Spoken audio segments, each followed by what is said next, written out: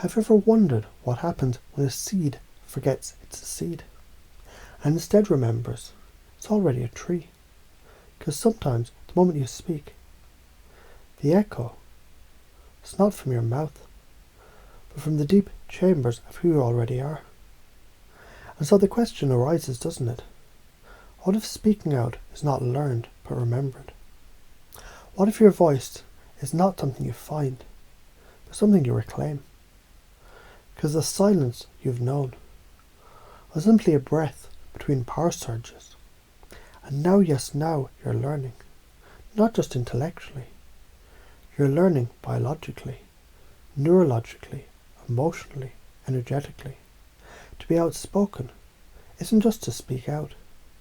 It's to transmit, to encode belief into sound, to paint certainty with syllables, to declare yourself into existence.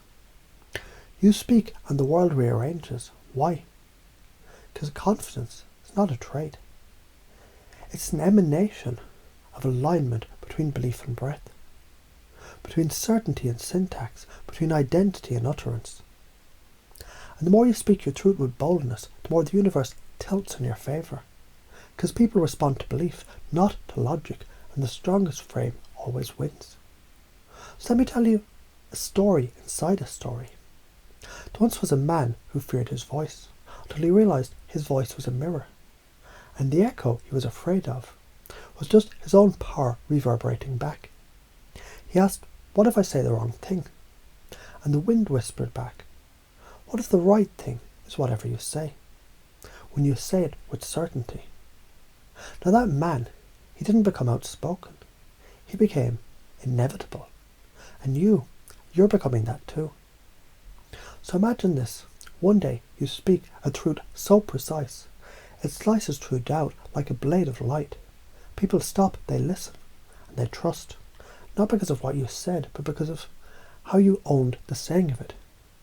You radiate trust, not because you're perfect, but because you embody congruence.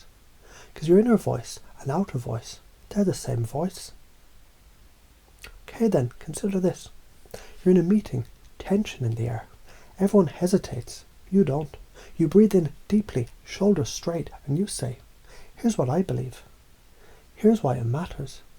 Not aggressively, not timidly, but with that golden tone, assertive, calm, crystalline. Now what just happened? You didn't just speak. You anchored your authority. You shifted the frame. You created rapport by leading it. You dissolved confusion with presence. And everyone else calibrated to you, because power loves certainty, and clarity cuts through chaos. You're with someone who doubts you, old you. You might have shrunk, but now you say, "You don't have to agree, but I stand by what I said." And you smile because disagreement doesn't rattle confidence, it sharpens it. Now what happens? You used reframing. You embodied non-reactivity. You installed in them, subtly, respect.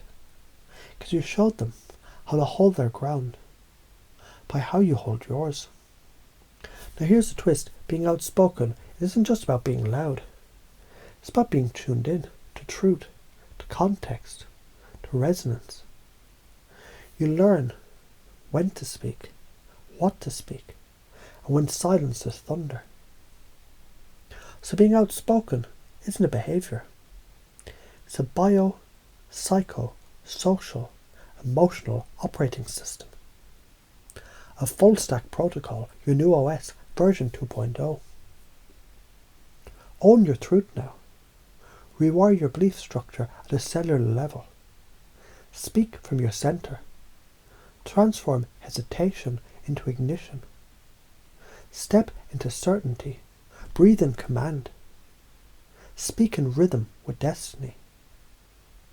Would you believe me if I said the only reason you ever hesitated was because you forgot that your voice shapes the world? And now, yes now, you're remembering. With each word, you're becoming more and more inevitable. You're negotiating, stakes are high. They throw an objection, but instead of reacting, you pivot. That's an interesting point, and here's another way to look at it. You reframe, redirect, reshape reality. What if this isn't about winning, but about creating the best outcome together? Now they lean in, because you've done the unexpected. You've shifted from conflict to collaboration, from ego to elevation. And in doing so, you've claimed command. Because here's what most people forget. Being outspoken is not the opposite of listening. It's the consequence of deeply listening to your own values, to the feels around you, to the silent resonance between words. So what if right now your unconscious mind has already begun to create neural myelin highways of certainty, to generate cellular familiarity with self-expression, to magnetize social ecosystems where your voice is seen, heard and remembered? Wouldn't it be nice to know that you don't have to try to be outspoken anymore, because you've already become it? You may wonder how to be bold by being you amplified, how to speak truth by aligning belief and breath, how to handle resilience by turning it into rapport, how to build confidence by deciding that your voice is sacred and useful, how to be unshakable by realizing you already are. Note every word you've heard, every line you've breathed in, every rhythm that echoed your unconscious. These beliefs, they're already settling in, not as theory, but as reality.